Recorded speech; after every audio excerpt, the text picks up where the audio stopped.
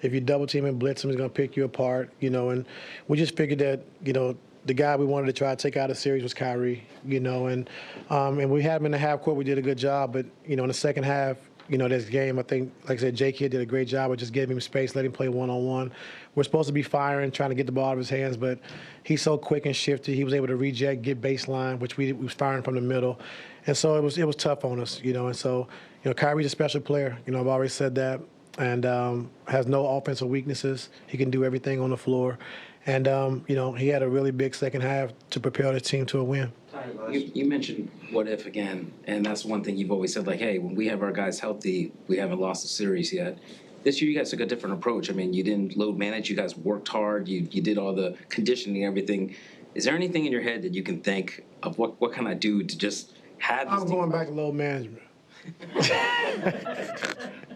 No, I mean, our guys, man, like I said, start training camp, our guys really had in their mind and had a mindset that, we're going to take this season serious. We're going to play until we're hurt and we can't play. And so I give our guys credit. PG and Kawhi, that's the most they played since they've been here since, I guess, the first year or whatever. But, those guys played every night, and so we needed that. We needed the chemistry. We needed those guys to be on the floor. And so they did that for us. And so, it's unfortunate that we ain't the only team that's going through it. There's a lot of teams that, have their players out and their best players out.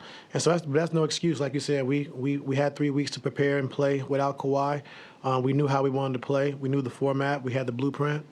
And, even as hard as it is, our guys did a good job of fighting through it, and like I said, they're a great team. They've been playing really, really, really good since the trade. And we knew it was going to be a tough series, but in my heart, I thought we could win this series, and unfortunately, we came up short. It was reported today that the franchise is looking to sign you to a long-term extension. Do you expect to be here long-term? I hope so. I hope so. Like, I didn't come here to bounce around and go all over the place. And Mr. Balmer, Lawrence, Mark, Trent, Gillian, they've all been great to me. And this is where I want to be, and hopefully they feel the same way. And so. No better, I haven't had a better experience, since I've been here. Mr. Barmer showed me a lot of different things that I wouldn't be privy to if I wasn't here, and Lawrence being an ex-coach who actually knows the game, who actually can talk, basketball, offense and defense, and understand the game. And so that's really good for me as well. Trent Redden, who I've been with, I was in Cleveland, I won a championship with, so we have a great relationship. And Mark Hughes, he actually coached me when I was in Orlando when he was with Doc, and so just having a great relationship with the owner, with the front office, it's great. And so, I would love to be here long term. Just your thoughts on the Lakers kind of rumored that your name is bouncing around for their next head coaching position. Obviously, you have time left here. Your overall thoughts on that? Yeah, I don't really have a comment on that. I mean, it's great to be wanted. That's a really good feeling, but like I said, I want to be here, and hopefully, we're able to solidify that.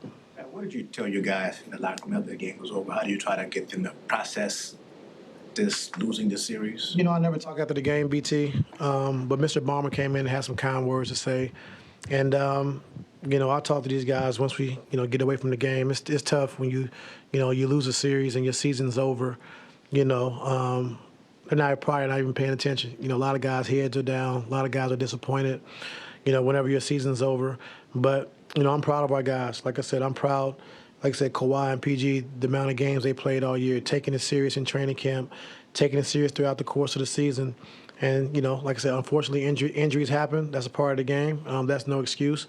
And like I said, give Dallas all the credit. They had a great game plan, and J. Kidd did a hell of a job. Talked about Steve and how much you admire him. What did that mean for you, everyone, to have him come in to talk to the guys, even if they were? I mean, it means a lot. I mean, you have the 10th, 8th richest man in the world, and he's a real fan. Like, he's a real fan. Like, he treats us like family. He actually genuinely cares, about each individual. And we've seen that time and time again, And so when you have an owner that, really respects who you are, not as a basketball player, but as a person and who you are, that means a lot, You know, not just putting you on a basketball court and say, okay, you work for me. Like, he really genuinely cares about each individual. He cares about the wins. He's fired up. He's passionate about it. And so